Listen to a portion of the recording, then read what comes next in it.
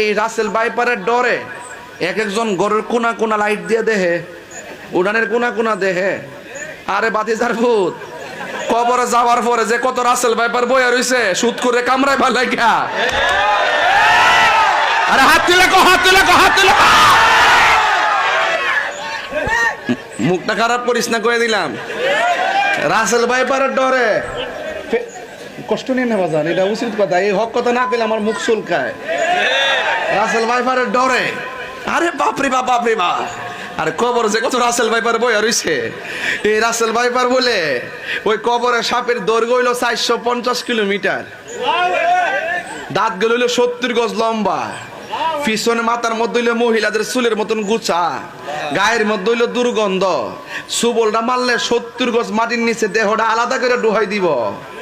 তখন কোন উজাইব, কোন বাইদ্য আইব, আর কোন ডাক্তার কাছে যাবা, কোন ভ্যাকসিন লইবা, এই সুযোগ কবরের মধ্যে নাই। এ সুৎকরের গোষ্ঠী,